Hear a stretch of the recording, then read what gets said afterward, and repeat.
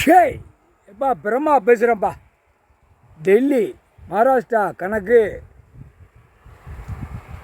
குடியரசுத் தலைவர் நீதிமன்றத்துக்கு கொண்டு வருவியாம். ஜனாதிபதி அதையும் நீதிமன்றத்துக்கு கொண்டு வருவியாம். பிரதமர் மோடியவும் நீதிமன்றத்துக்கு கொண்டு வருவியாம்.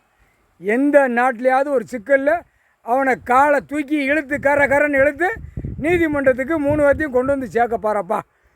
நீதி அரசர் கணக்கு போட்டார். ஐயா பரமசிவன், ஐயா கடவுள் கணக்கு போட்டார். 8ஆம் நாட்டு சனீஸ்வரி பிடிச்சி ஆட்டி அவனை உள்ளே கொண்டு வாடியா. நீதிமன்றத்தில் தூக்கி உள்ளே ஏற்று, கப்புன்னு ஏற்று உள்ள ஏற்று, டைம் இல்லை அப்படிங்காரு. எல்லா கணக்கு நீதிமன்றத்தில் வச்சுட்டு 10 சட்டத்தில் தூக்கி குறுக்கு எலும்ப நல்லா ஒடிச்சு விட்டோம்ட்டார். ஒடிச்சு கிட்டுன்னு ஆட விடணும்ட்டார். புரியுதா? பூரா இராணுவப்பட தளபதி எல்லாம் விமானப்பட கப்பல் படையெல்லாம் வெளியே தூக்கி உள்ளே போட்டு அங்கிட்டாமல் லாத்திக்கிட்டே இடங்கடா. நாங்கள் உள்ளே பேப்பரை அடித்து விட்டு பூரா பேப்பரை அடிச்சு விட்டு பூமியை பாழாக்குதோம் அப்படின்னு பாழாக்குதான்.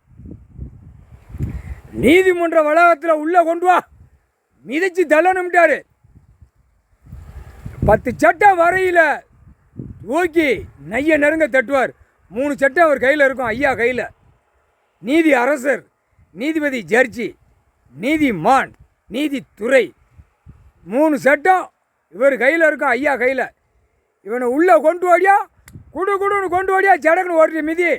எதுலையா வலைகளை மாட்டி உள்ளே வரணும்.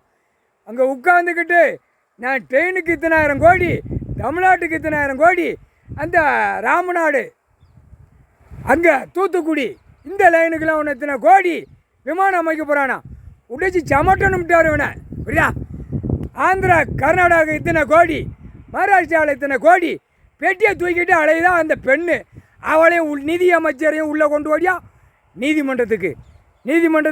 நிதி அமைச்சரை உள்ளே ஓட்டு மிதிச்சு கொண்டு வாடியா அந்த பெண்ணை கொண்டு வாடியா.